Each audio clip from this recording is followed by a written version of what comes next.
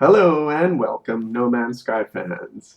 This is Jefus, and today I'm going to be showing you my fabulous Tic-Tac-Toe base. There we go. Let's go up to the top and see how it is played. Like you don't know how to play Tic-Tac-Toe. Now this is a little more impressive at night, but you know, it's good. It's good. So here we go. We just step up to the panel and start pressing buttons. We can shoot them. But there's some bugs I have yet to work out with shooting them. You could actually hit two switches at once and it's ugly. It makes my switch defeat logic not work. So we're just going to press these using E instead. Oh, by the way, this is on PC, Creative, in the Euclid Galaxy. And you should be able to see coordinates either in the description or as the video thumbnail. Little transparency fighting going on there with the window, but it's not something wrong. So let's go here next. And then let's go. Wait, we gotta wait for the blue light to come on. I have not yet figured out a way to completely deny input while it's figuring out whose turn it's going to be next. And yeah, even with just a simple toggle to one player to the next, one player to the next. Right now it actually goes through quite a bit of logic to determine the turn, and I'll show you that in a bit. Anyway, I'll just show you now. You know how to play Tic-Tac-Toe already. So here's the reset button, and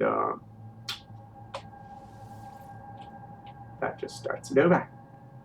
There we go. Propagate, propagate, propagate, and boom, and boom. I don't know why it does that. Actually, I do. It's this thing. It clears the... you don't need to know. Debuggers. All right, so we start with our switches, which generate pulses, which go down to this bit of logic that is here to prevent red and blue going in the same square. So once a memory spot is already full, it sort of just turns off input for that square again, even though red and blue's memory is held separately in separate bits. So each one of these is a memory cell. The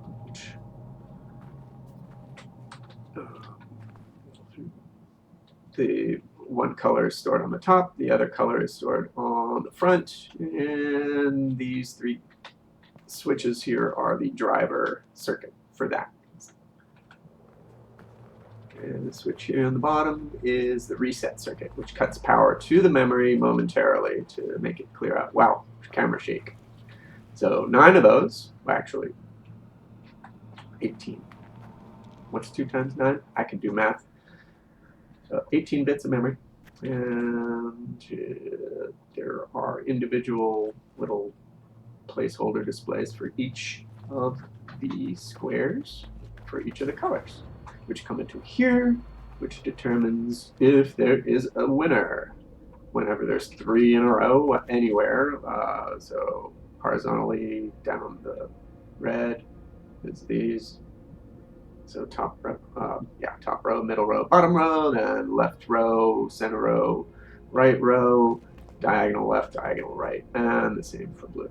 So that's just a series of AND gates, basically a 3-input AND gate, but it's a series circuit of 3 switches. The display is very straightforward.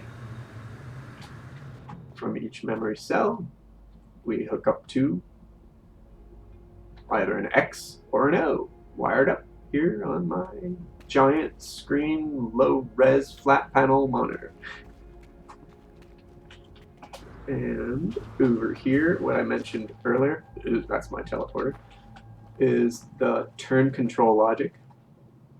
It is a cascading array of exclusive OR gates, which basically gives you odd, even parity on the number of turns that have taken place, or the number of memory cells lit up, and an aggregate of memory cells, either red or blue. And these each takes 2 logic steps. You know how they switches, they toggle on and off at like 1 second.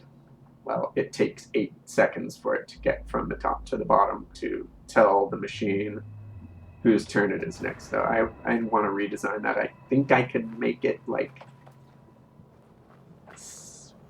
5 or 6 overall with a little bit different circuitry. And then there won't be this one center square here. This is the center square representation on the bottom. And that one responds instantly. Well, 2 clicks. So 1 click for this, 1 click for that, and that's the synchronizer.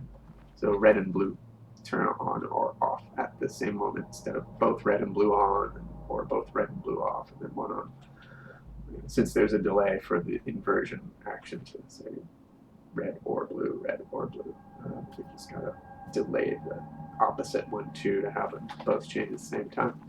Yeah, so there's a couple of interesting little tweaks in here to make it more playable, like the status bar. I added that just so you can kind of get a feel of how long it's going to take for your turn to go to the next player. You'll kind of see the same signal propagating down the little logic array there. Anyway, that's it. Hope you enjoyed, and maybe like and subscribe my channel. I don't know. That would be cool. Later. Thanks for watching.